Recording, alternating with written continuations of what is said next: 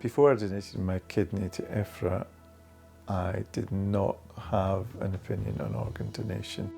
The whole concept was completely new to us. We have nobody in the family that has kidney problems. We'd never heard of any of this. We were like, you kind of associated it with an elderly person, to be honest.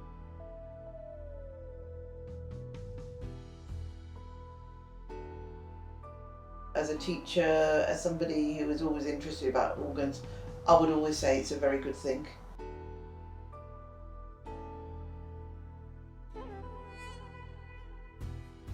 That when I met Sina 20 plus years prior, and she'd got her driving license at the age of 18, she told me that she'd donate her organs because you used to get the card. And so that stuck with me. And then you fast forward 26 plus years and we're having a conversation about our son and we didn't think twice. Today we are climbing Ben Nevis, which is the highest peak in the UK, primarily because it's such a challenge, and all of us that are climbing today, we may be first climbers, but we all have good health and vitality, and you know, we're all going to reach the top, inshallah, we'll get this to the summit. But we're doing this to raise awareness of all the people that are on the organ donation list, and they have no quality of life because they're waiting for life-saving organs. In this community, a lot of people have a lot of different questions and issues concerning organ donation, and this walk is basically to try and highlight the issues and answer as many questions as possible from lots of different people in the field. So the law changed recently into the opt-out law, which means that everyone automatically is an organ donor. As an imam in the community, people were asking me basic questions whether it's permissible or not. So I decided to research this topic. I didn't realize that it was a taboo subject. To me, it logically made sense, something that we should all kind of aim for because it's a way of helping somebody. And then it wasn't until I started talking to my parents about it that I was told it was a sin. This topic is controversial because it cuts across a number of theological positions. For example, Allah subhanahu wa ta'ala's authority and his ownership over our body, burying the dead body as quick as possible, and also honouring and dignifying the human being.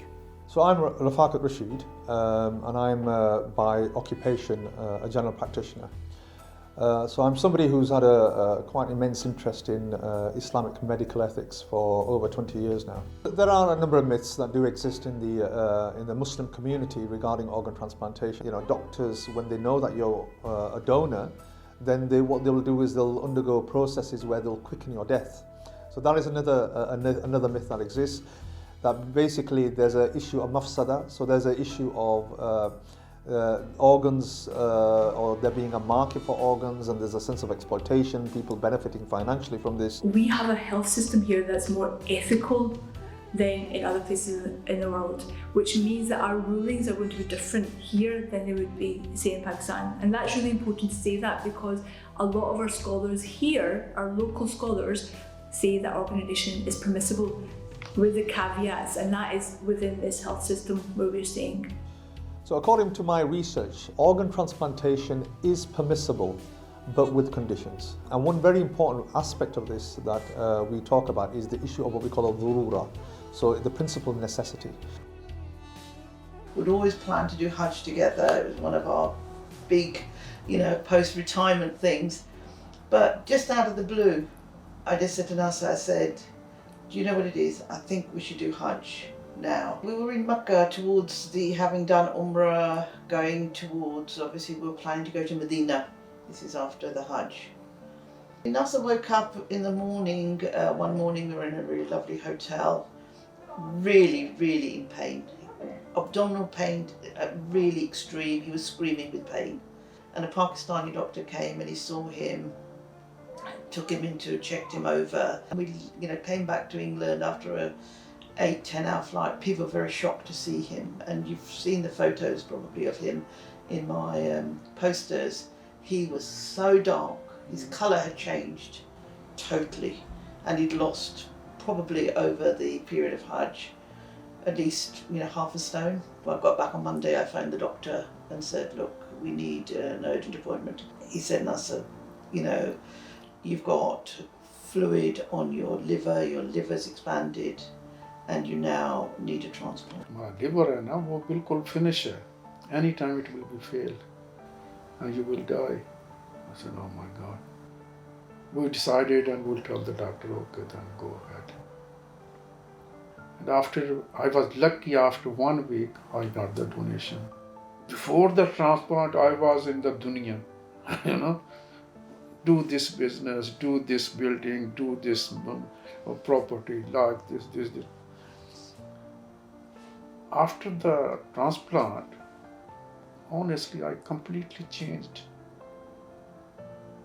Complete मतलब पता नहीं क्या हुआ, अल्लाह ताला ने मुझे इतना change कर दिया ना कि बस मैं यही है कि अल्लाह ताला ने पता नहीं मुझसे कुछ काम लेना है, समझे ना, ये मुझे जो लाइफ दी है ना अल्लाह ताला ने, ये कुछ काम करने के लिए ली है। तो मैंने वो ये अंग्रेज़ था 40 साल का बेचारा, मैं तो उसके लिए दुआ मांगूं कि अल्लाह ताला उसको उस पे अपना कर्म करे और उसकी फैमिली पे भी। Organ transplantation is a very new technology. The first successful heart transplant happened in 1965. So there isn't anything directly in the Quran or in the Sunnah which speaks for or against. So the issue of organ transplantation is an issue of ijtihad, which means it's an issue where expert opinion is required. So you will have some diversity in opinion. That's an expectation. Allah subhanahu wa ta'ala says in the Quran that the children of Adam is dignified. So human beings have dignity. Now, people who believe that organ transplantation and organ donation is haram, they will say that the fact that somebody after death, their bodies get cut up, that is against the dignity of the human being, and therefore it goes against this verse of the Quran.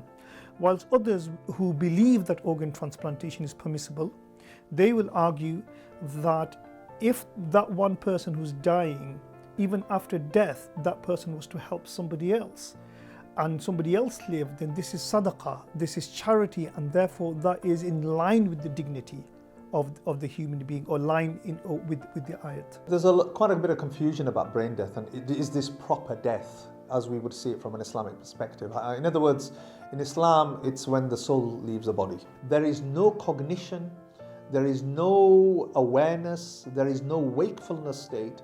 The person is no longer there permanently.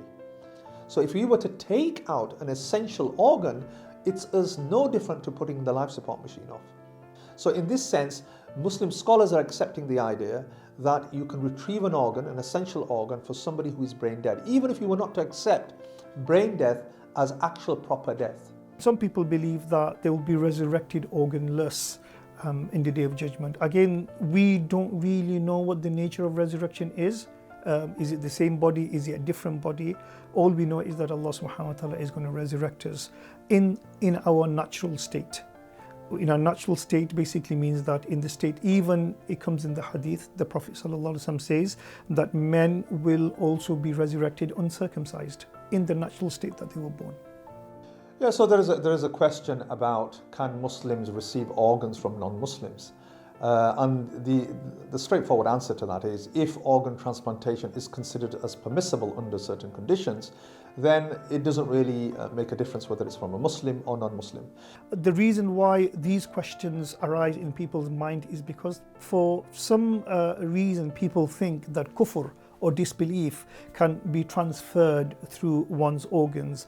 That is not the case. The Prophet ﷺ was nursed, he drank the milk of 4 women who were not Muslims. So from being told your organs are your organs, they need to stay in your body, otherwise you go to hell, instead, through my research, I kind of found, well, actually it is okay to donate your organs, and if it's a live donation, it's virtuous as long as you're not really incapacitating yourself or handicapping yourself in doing it. So if you donate your kidney and you can happily survive without that kidney, then it's a very virtuous thing to do. I was first introduced to the whole kidney failure when I was 11.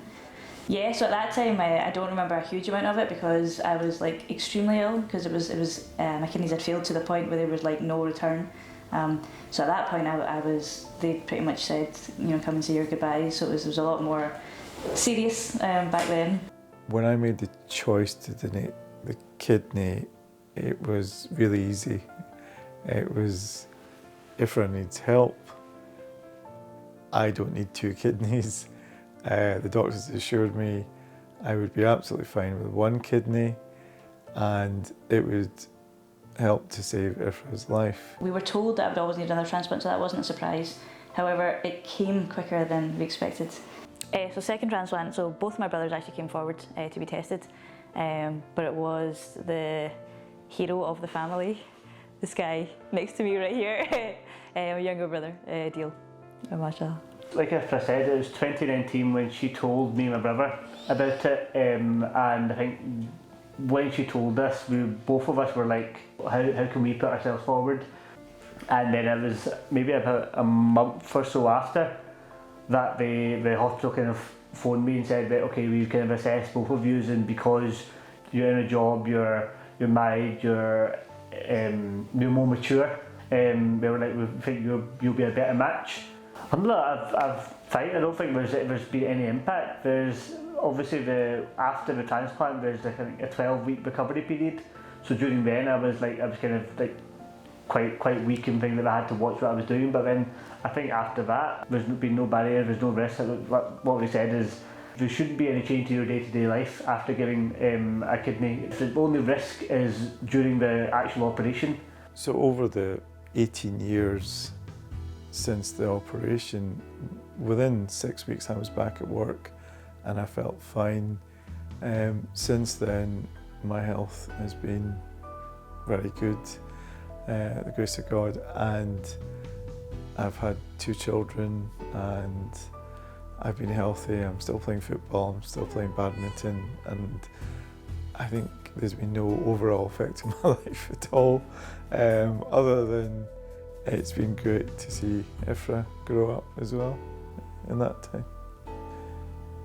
I think every time I see them together, and it doesn't matter like how long it's been, it hits me like every single time just how lucky and blessed I am.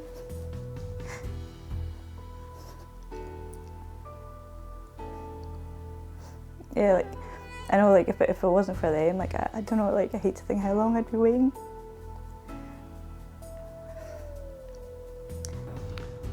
So a living donor is usually a healthy individual that chooses to donate usually to a loved one or altruistically to a stranger. And there's more than 1,000 of these that do this every year, and most of these are people who donate a kidney. You can also donate a part of a liver, whereas a deceased donor is somebody who donates after they've died, obviously, and they can donate their heart, lungs, liver, kidneys, pancreas, small bowel. So they've got a potential, I guess, to transform and change up to 8 lives as a deceased donor. So once consent has been sought, then an independent specialist team of organ retrieval surgeons like myself and our nursing staff are called to the hospital to carry out the organ retrieval operation. It's a very important and quite an emotional operation. Respect and dignity are at the forefront of everybody's mind. That's a really important thing to say. And before we actually start the operation, we take a moment of silence and reflect on what we're about to do. The operation itself involves a cut from the top of the chest to the bottom of the tummy in the middle. We dissect carefully and delicately, and the organs have to be removed in such a way that they are not damaged, that they are in an optimal state to be transplanted. So you can have an open casket funeral, because and the dressing will cover from the top of the chest to the bottom of the tummy. The body is then washed and cleaned, and if the donor's family have any particular requests, they're undertaken. So some family members, they want like palm prints. Some family members want their loved one dressed in a particular dress. Some members want particular music played at the end, and then the body is returned to the family and then taken to mortuary thereafter. Unfortunately, luckily a small but not an insignificant number of children on our intensive care unit that we look after die. And as the process of end-of-life care, we always ask the question about whether organ donation would be something that they consider or have considered. And increasingly, actually, we find that families bring it up during that process.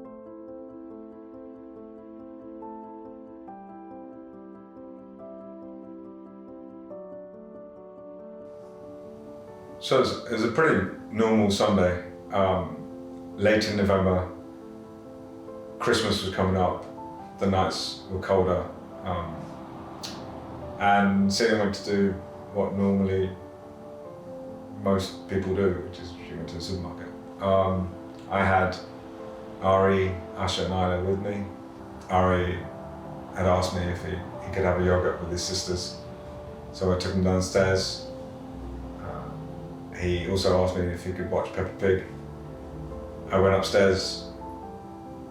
For me, it seemed like anything between 8 to 10 minutes before Sina had come back. And that's something that will live with me for the rest of my life. I will always blame myself for not being there should he have wanted me. Because in those minutes, he managed to get himself caught in the blind cord and suffocated. On Sunday evening, Ari was admitted to the paediatric unit at St George's.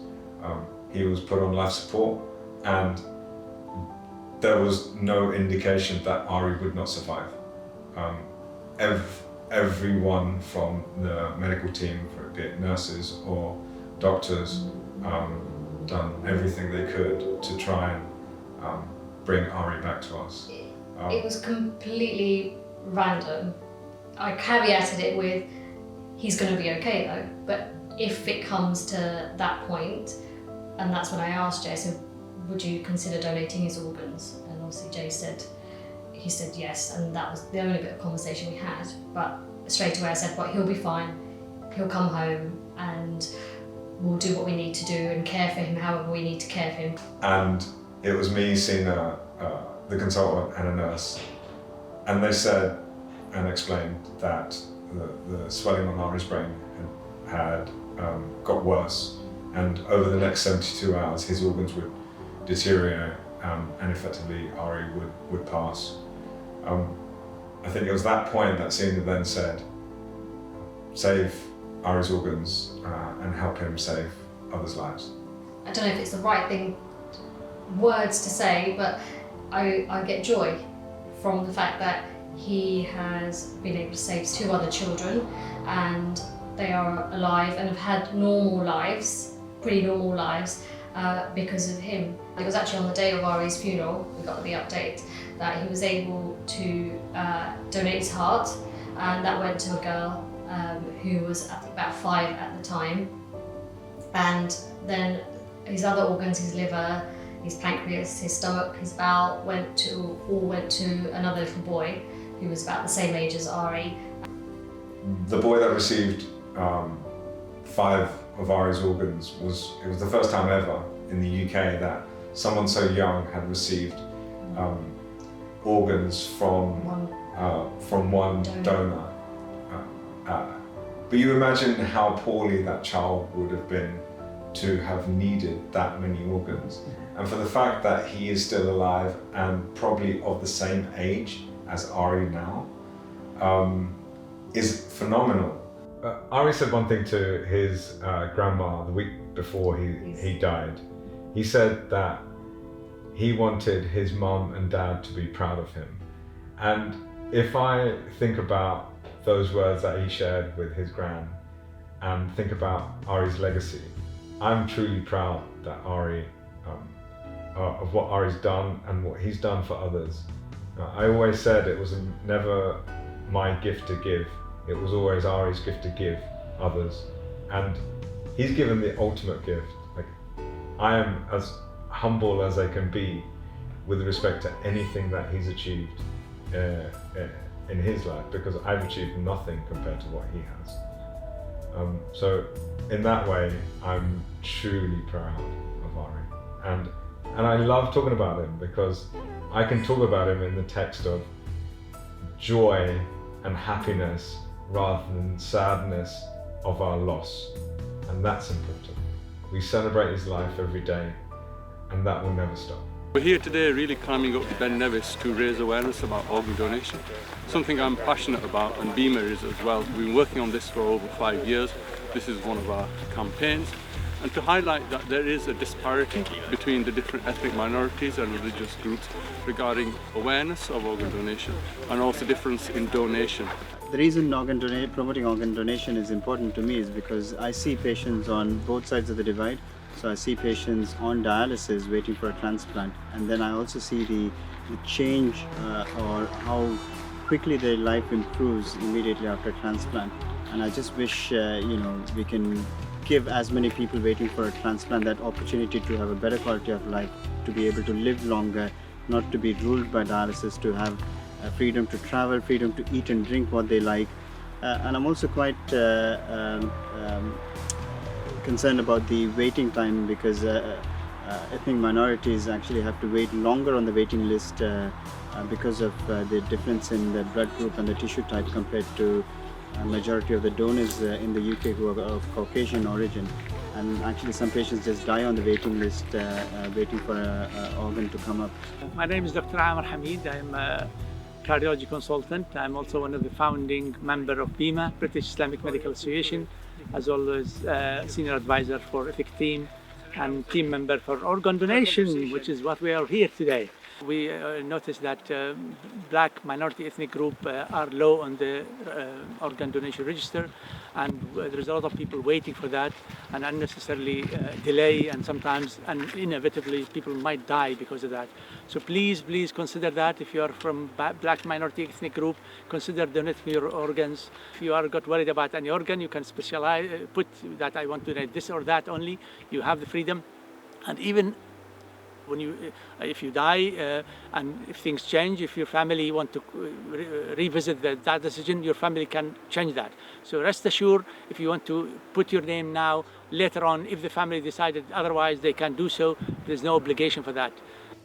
BIMA would like this film to be a talking point, like the start of a conversation, for people to watch this film and to go away thinking, this could be me, in terms of someone that's affected through ill health and needs a transplant, or be in a position, think I could be in a position to help someone else, and not say one life but multiple lives after I've passed away.